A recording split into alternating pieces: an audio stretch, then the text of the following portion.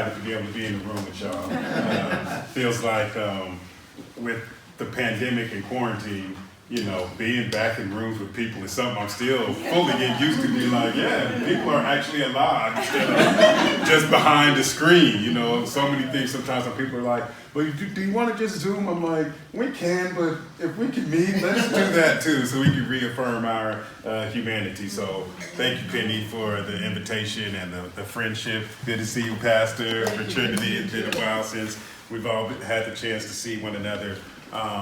I'll say just a quick word about what Penny left off on, because I don't know how somehow I forgot this thread, because I could have talked to her and to you all about this a month or so ago. But in any case, what she was referencing is we have something called a learning lab, which happens in Alabama, taking a 4-day, 3-night immersion journey into Birmingham, Selma, and Montgomery. And really the point of it is to really invite people to see the movement for belonging. That's the way I like to talk about the civil rights movement. It was actually human beings, and particularly people of faith, contending that the country needed to be something much more than what it was.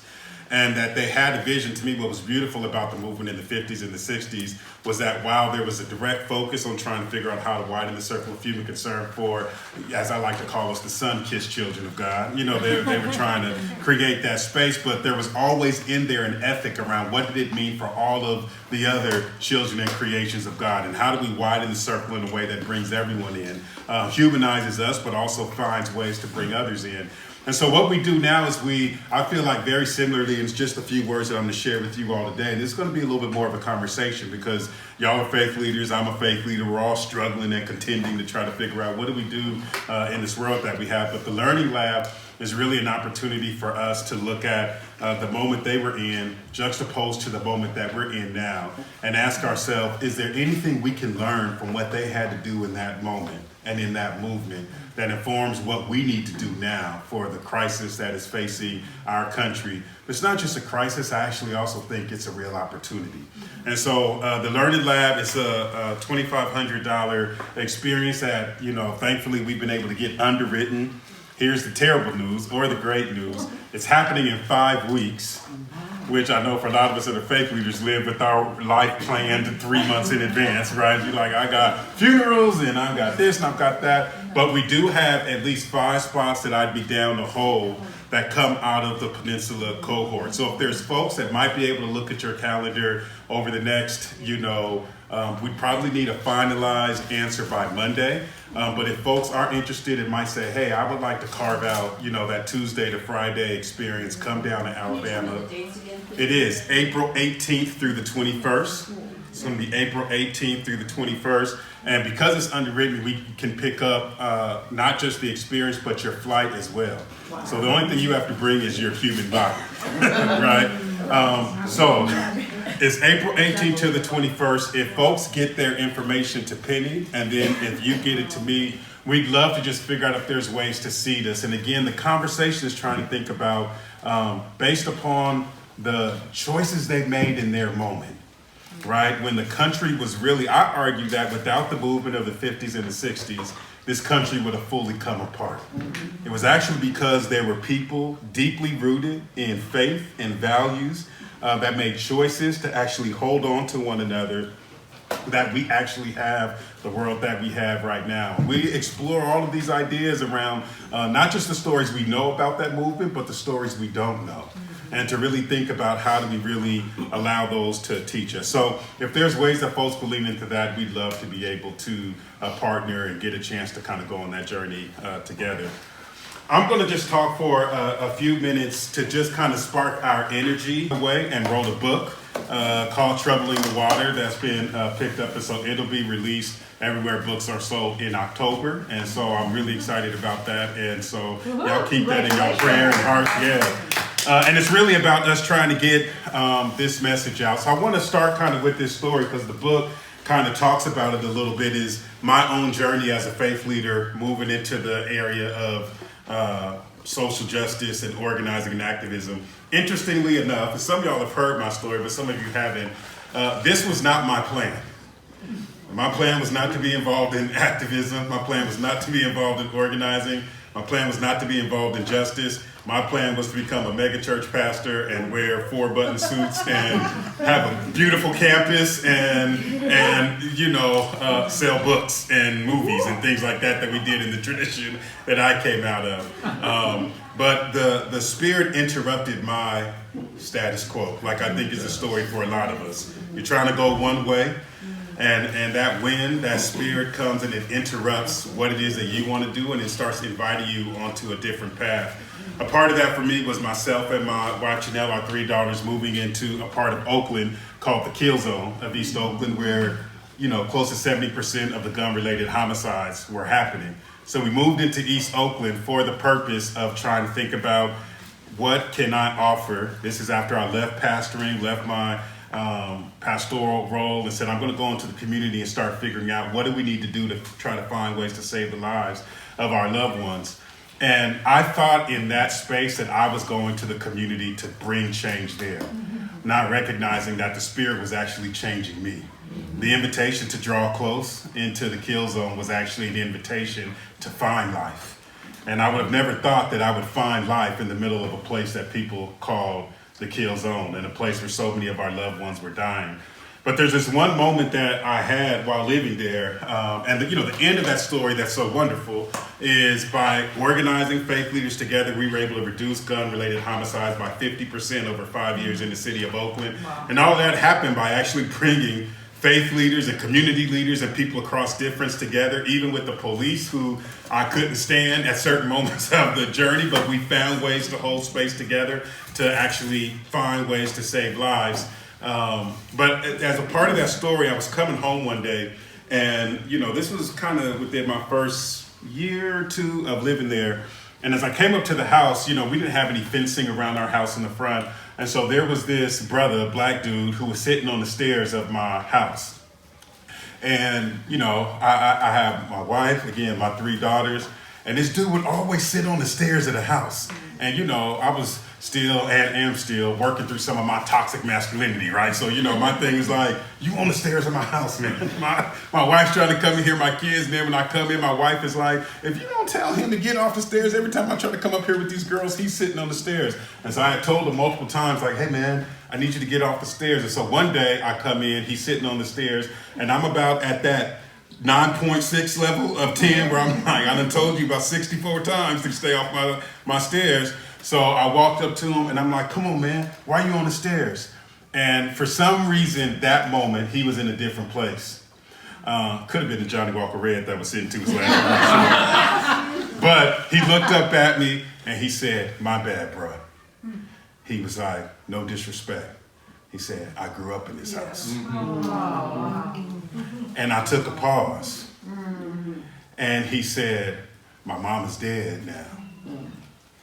And he said, but all of my good memories are here in this house. And he said, I know it's your house now. But when you're gone during the day, I come back here. Because this is just the way that I'm able to remember the best time in my life. Remember my mom. Remember this moment. And so it's not disrespect to you. It's not disrespect to your wife. It's not disrespect to your kids. I'm just here trying to find a way to connect to my story. And what hit me in that moment was here I was, one black dude who moved into a neighborhood, about to be in conflict with another black dude who was from the neighborhood. None of us created the conditions that brought us into that moment together, but we were both dealing with the reality of those conditions. And if not careful, I would have responded to him with violence, with judgment, with critique, without listening longer to actually recognize that there was a deep story that that precipitated my arrival in the story. And that became one of my biggest teachers throughout this whole journey, was about what stories are actually happening before we show up. And how does that actually invite us to think about the work that we need to do, particularly for how the country is sick, to figure out how do we come together as a people to try to heal this country. I am concerned that after doing 10 years of community organizing, and as Penny was lifting up, I've been to jail, I've led protests at the border, I've shut down the freeway in the Bay Area. If you can imagine a big protest that has happened over the last 10 years, I was likely there. But one of the things that's been dogging at my heart in the bottom of all of that work has been asking myself, is this the only tactic or the right tactic for what sickness we're actually battling in this country? And particularly what's happening in the Bay Area. And that's one of the reasons I've started going back to the South so much, to try to study these movements when countries were sick and figure out how did people wrestle to try to figure out what was happening. We're now doing trips to South Africa, and I've been spending time with relatives who were a part of the whole struggle during apartheid and the struggle around what is really at the core of causing people to begin to function against other human beings in ways that lead to tremendous harm and tremendous violence. You lifted up the notion that not only are we now dealing with anti-blackness across the country, we're dealing with anti-Semitism, we're dealing with anti-immigrant behavior, we're dealing with homophobia, we're dealing with transphobia, we're dealing with all these different forms of xenophobia that are causing so many people to feel unsafe and to find themselves at that porch, like I talked about, trying to figure out, why are you sitting on my stairs? And what is it that I need to do? And what is it, do I need to move into a suspicion of you? Do I need to move into conflict with you? Or is there another invitation of the way in which we can be with each other as a community? So I've been trying to figure out how to diagnose this problem. Do we have a spiritual problem? Not religious, but spiritual, I mean around our values. Or do we have a political problem? And actually, I want to open this up to you all in terms of how are you diagnosing what is wrong in our communities? Are you understanding it? And there's not a right or wrong answer. There's not a gotcha question. This is really me trying to learn and wrestle with you all as a fellow faith leader. How are you understanding the problem that we have? Is it a spiritual problem or is it a political problem? I believe it's a both and. Can you say that? Yeah. Because in our Bible study class, we were talking last night how our politics have now drifted into our faith congregations and what have you, and that's what's driving what we think. I think what the word is evangelical nationalism, and we saw that play out on a stage nationally, worldwide, or whatever the case might be.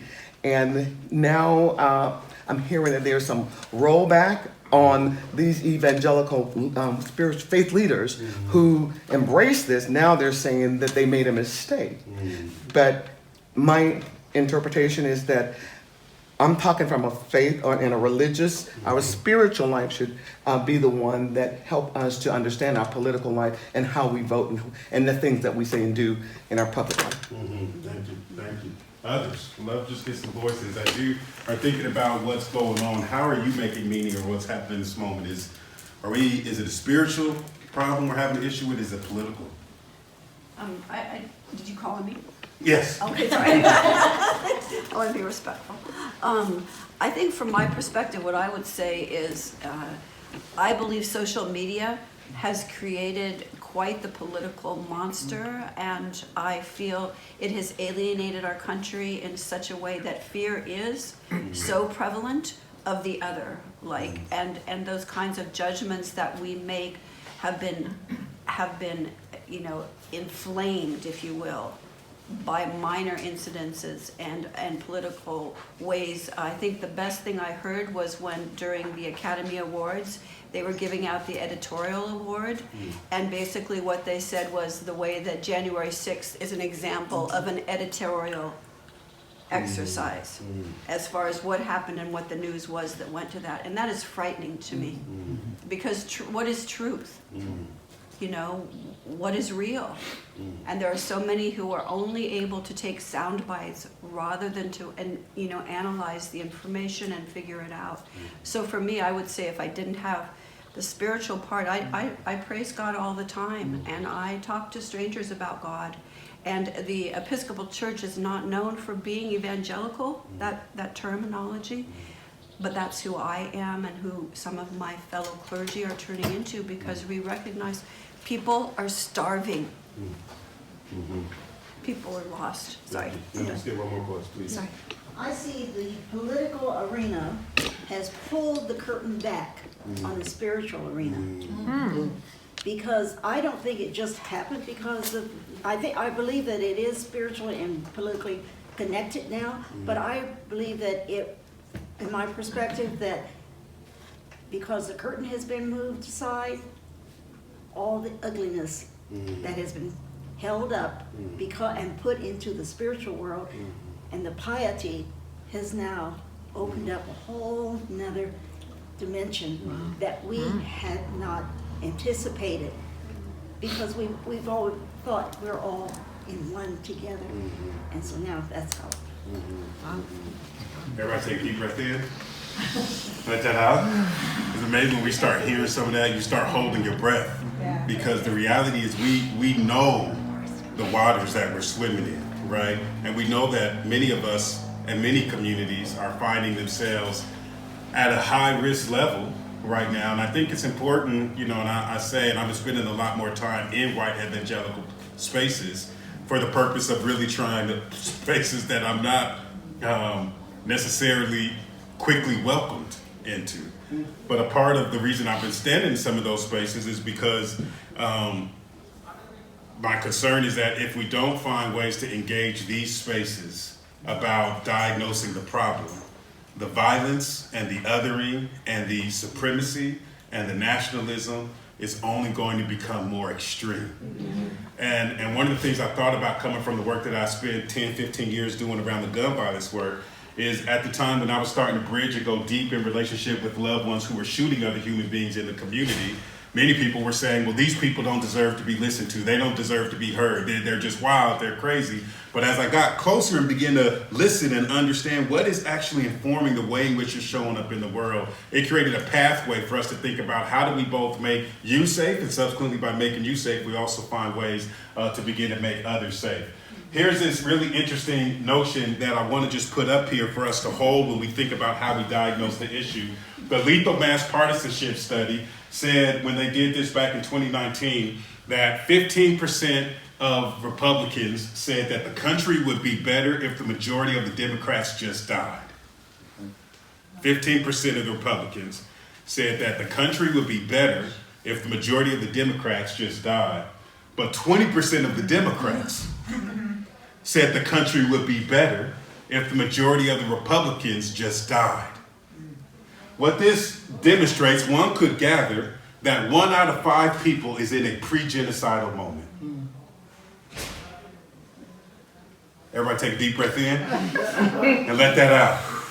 That 1 out of 5 people who are Democrats, these are people who normally align themselves with those of us who understand that we're about justice, we're about democracy, we're about, free speech.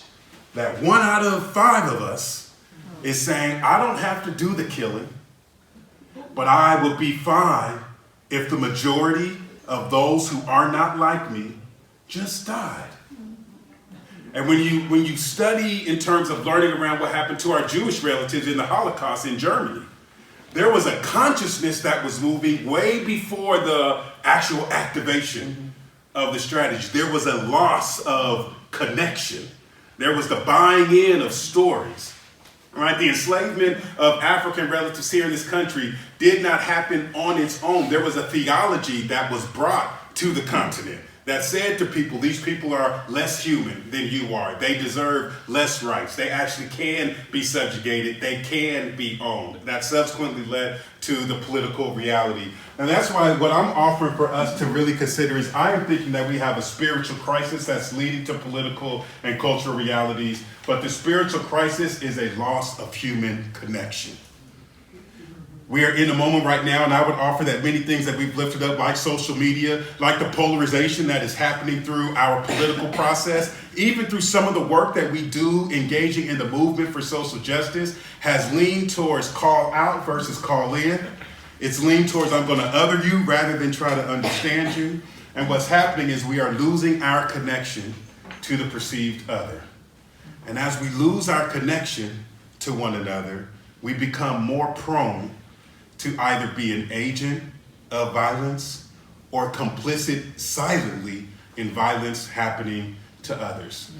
So this invitation that I just want to drop in us, as, faith leaders who are thinking about the work we do, because I've spent the last 10 years really calling folks, which I'm still down with. People have said, "Oh, Ben McBride has gone soft now. He's, we want the fiery Ben McBride that shut the streets down." I'm still about us finding ways to create the structural change. But I also am really trying to invite us to think about what is the work that we need to do to really help human beings reconnect and see one another as a part of the circle of human concern. That I don't have to agree with you, I don't have to understand your experience, but that doesn't mean that I can't ensure that I am challenging myself, the ideas, and the function of other people in terms of culture, to make sure that everyone has a place within the circle of human concern. So when I think about troubling the water, I'm thinking about the idea of how do I trouble the cultures that put people outside the circle of human concern, but also how do I trouble the own water of my own heart? That even says that even though I might believe very strongly, like I'm a self-proclaimed progressive, I am. But I have to say to myself, how do I, even as a progressive, ensure that I am not building a world that only is for progressives, but that I'm also building a world that is big enough, a circle of human concern that is big enough for the moderates and, yes, even the conservatives. Somebody asked me, they said, "So what are you trying to say? I feel like you're trying to get us all to humanize these hate-filled conservatives." I said, "Let me tell you, Lord, receive my spirit. I think this guy's about to kill me." We survived that moment. We got arrested. They put us in jail. And as we're being led away, my brother, Mike McBride, who's also pastor, he and Dr. West were the first of us to get taken away and go put in the police station. And so as we're in the police station and they're booking us, and I'd never been in jail. It's a very dehumanizing experience. And we're in our collar. So I had my collar on as well, like my brother and others. So they're taking our collar off, they're taking our shoes off, taking the strings out of your shoes, taking your belt off. And then to have another human being grab your arm and they walk you around. Like, you don't get free movement. They walk you around, they tell you to stop. And we're all grown adults who've never been in jail. So I'm like, everything a part of me, especially after 3 or 4 hours protesting in the rain, I'm like, get your hands off me. I'm having a Denzel Washington moment, right? I'm like, get your hands off me, right? But in any case, we're in the back. They're booking us, they're fingerprinting us, and Dr. West keeps saying, and majority of the police officers were white, there was a splash of them that were black, but as they're booking us, Dr. West kept saying, "Oh, thank you, good brother, thank you, good sister. Oh, thank you, good brother, thank you, good sister." They're printing, "Oh, thank you, good brother." Oh, they're walking around, "Thank you, good brother, thank you, good sister." And my brother Mike is just getting irritated as I am, but Mike was the more vocal one at the time. And so at a certain point, he sits us down, and he said, "Doc, why you keep calling these people good brother, good sister?" And he looked at Mike and he said, "Always leave the light on, because you never know when they'll come home." Wow. Always leave the light on, because you never know when they'll come home. Takes me back to that moment I talked about with me meeting a brother on the porch, right? He left the light on for me in that moment to tell me his story and actually bring me back into our shared experience. And here Dr. West was inviting us to do the same. The call to action that I want to just say to us today is, in the moments that we have, I think those of us who are leading cultural places, where people make meaning of the world through faith and spirituality, we have an opportunity to think about, is the message that we share causing people to others? Or is the message that we share actually calling people to think about how they can leave the light on? Even when it is difficult, even when you have no reason to leave the light on, because others are actually showing up in relationship to you with violence. But what is the spiritual practice to leave the light on so that the political change we need can be birthed from a new spiritual awakening that isn't Christian, that isn't Muslim, that isn't Jewish, that isn't, Catholic, that isn't Hindu, that isn't Buddhist, but is actually our shared spiritual energy of leaving the light on for other human beings. And I'll close with this last story. I know this is possible. This is why many of you have heard me say for years. that the wrong first question is what do we need to do, the right first question is who do we need to become. My dad was in Vietnam, got drafted, didn't want to be a part of the war. My dad grew up in Dr. King South, learning, being a part of the movement in North Carolina, but he got drafted actually out of San Francisco after being a draft dodger. Long story about that. He didn't tell me about that till 30, 40 years later. He had a whole other story. He was talking about what was happening. But finally ended up in Vietnam being used as a tool of the government to hurt and harm his Vietnamese relatives. My dad said when I was there, we would have to go in and burn these villages down.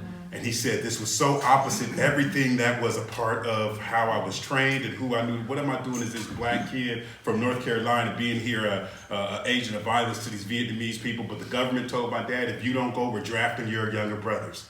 And they're gonna go. So either you go fight or your younger brother's gonna fight. The conditions put my dad in a position to say, you can either go fight for us or you can put your little brothers at risk to die. My dad said, well, the way I save my brothers is actually to go harm another person. He gets there in the middle of Vietnam. He says, we're doing all of this work. He says, we're getting ready to mow this village down. And a brave Vietnamese woman, who he said her name was Mama Song, he said, came up to him, GI, GI, GI. He said, I stopped and I said, what's going on? He said, I don't know why I listened. He said, because sometimes we would mow down the Vietnamese relatives when they came close.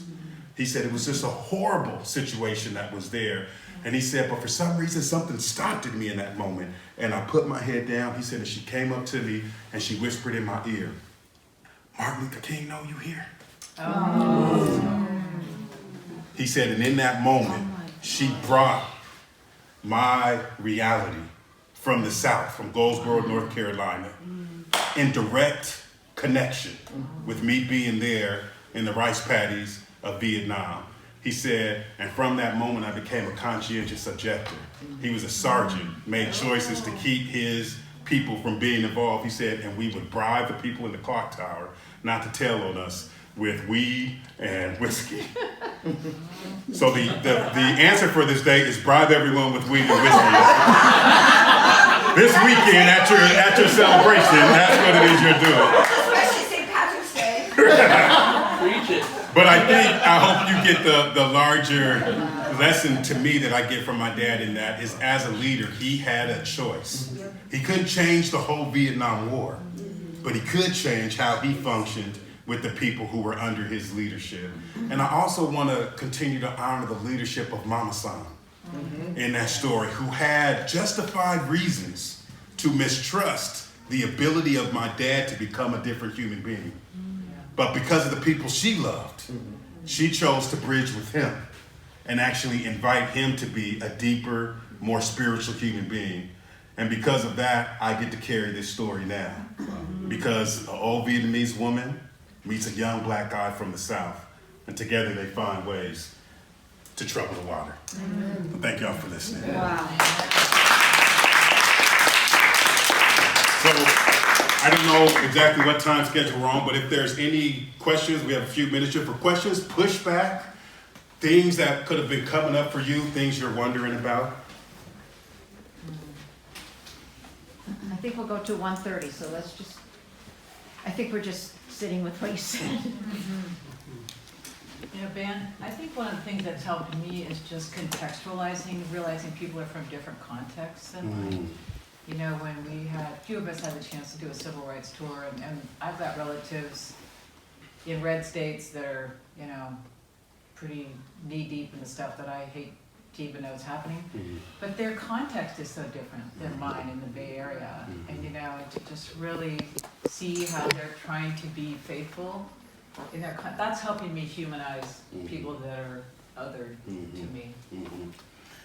And just a quick word I'll say on that, and come to you, Rabbi. I mean, one of the things that I really am inviting us to think about is how we can do that more.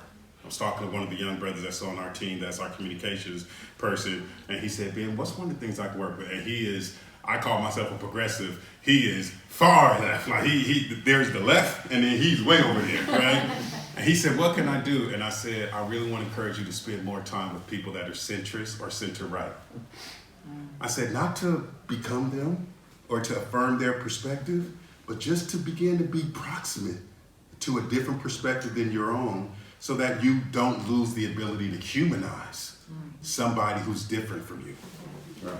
Yeah, so I'm moving to Ohio, which is, you know, when I lived there before, it was not a red state, but now it is. And I'm thinking a lot about, I've already heard from my new congregation that, you know, Rabbi, you should see how we are first before you start bringing all these, you know, Bay Area ideas to our place. And I'm just trying to figure out, like, how, you know, I was struck by what you were saying about how we can give a message that causes people to others. And I'm just not quite sure I know how to do that. So and I don't think that I do that here, although I do hear that there are people who are not happy with when I talk about climate change, for example, or other things. And I don't know. I'm not really asking you to answer the question. It's just a question that I have, and how to do it in the limited amount of time that we have with people here. You know, listening to our messages, particularly in our Jewish community, where coming to synagogue is not the main thing that we do, and hearing messages, sermons is not the main thing that we do. It's very optional for people. I wish it felt more required, but it's not. So that's just something that I'm thinking about and wondering if you have any thoughts. There's a practice that I'm trying to lean into, which is about common language plus common history is how we get the collective future. So part of what I've been trying to figure out is I have the way that I talk about things, but how do I actually learn how to talk about people's experience in a way that they would talk about it, so that they really can experience kind of the sawubona, as I call it from the Zulu language. Sawubona means I see you, we see you, right? And so how do I practice sawubona? By figuring out how might people who differ from me talk about how they are understanding what's happening around them. And how might I be able not to take their language to try to manipulate them, but actually to find ways to figure out where there are connection points. And how might I be able to talk about what you're holding and talk about what I'm holding in a way that gets us further down and at least builds enough trust for you to not throw me out of the circle just by nature of me using a word, a phrase, presenting a position that somehow triggers you to say, well, you're now other than me, et cetera, et cetera. I do think we're swimming in tough waters. And there is a brother who's one of my more black nationalistic friends who told me, he was like, I appreciate you being you got a lot of optimism. And he was like, but can you tell me this? What in the history of this country, he says, suggests to you that white people are going to give up power without a violent struggle? Well, I mean, where are you getting this from? He's like, and so I said, I hear you. I won't call out his name because some of y'all would recognize his name if I did. But I said, I hear you. I said, my question to you is, just because that is the history of this country, do we believe that means that is the only potential future? I said, it's up in the air. I said, what I will say is there was a time when black people being owned by white people in this country was assumed to always be the future. And we just left the place where there was someone who caught a different vision. Not just to get away, but actually to go back and help free others. I said, so my question is, what are we supposed to be imagining now? What are the experiments that have to happen because we're in relationship with folks in Ohio or in the Deep South, or because we're bridging even here in the Bay Area, in places with people who may not share all of our positions, many of us as progressives, around climate or around criminal justice or around housing or around immigration? Is our orientation going to simply be those people are nuts, and so we're just going to build enough power to dominate them? And if we also say that the only way to be accepted into the circle of human concern is to become a progressive, I would argue that within itself is a form of colonialism. That says the only way you get to belong is to become me. That's what the Europeans did to the indigenous relatives. We take your spirituality, we take the way you dress, we take the way you cut your hair. You get to belong if you become us. And I was in Oregon, last piece I'll say there. I was in Oregon doing a training for some white evangelicals, and this brother, he was struggling the whole time I was talking. He was just sitting there, and you know, in my Christian tradition, I was like he was half demon possessed or something. I was like, you all right? You know, he was just wiggling. And then we got to the end, and he said, all right, Ben. I mean, he literally said it with force too. He was like, all right, Ben. I was like, okay, you know. And he was like, I'm with you. I want this world. I said, okay. He said, but do I have to become a liberal? And I started laughing because what he was hearing was very much so, I've got to give up my identity in order to be a part of a world where everybody can belong. And I said, no, brother, the call is not for you to have to become you don't have to become a liberal. I said, you grew up in Idaho. I grew up in San Francisco, California. We're not going to see the world the same. We're not. You grew up in a state with a bunch of white folks and farms. I grew up in a city where seeing people across race, seeing people across sexual orientation, that was the water I grew up in. I don't know any other water than growing up in San Francisco. So I grew up in a let people be. You know, how people are, let them be. That was the vibe of San Francisco. We all get, I'm black, I got Filipino homies, Chinese homies, I got, you know, this is how we are. I said, but what we got to figure out is what is the new social contract we will make about what we do when we disagree. I don't need you to share my views. And I can tell you right now, I'm not going to share yours. But can we come up with a new social contract that says when we disagree, instead of moving to violence or genocide, what I talked about, we make a agreement that we're actually going to do something different. He was like, okay, well, what is the social contract? I said, I can't make that. We have to make that together. People who disagree have to make that together. And my hope, I feel like the political structure can't do it. I actually feel like it's the cultural sector. And people say, what is the cultural sector? I said, where people gather on their own time and dime. Spiritual places, religious places are one of the main areas where people come together. One of the only few places we have left in this country where people share money, ideology, and they don't get paid to attend. And y'all are the people that actually help govern the consciousness of those spaces. So we, I think, have a really important role, and particularly because of what's happening in the country right now.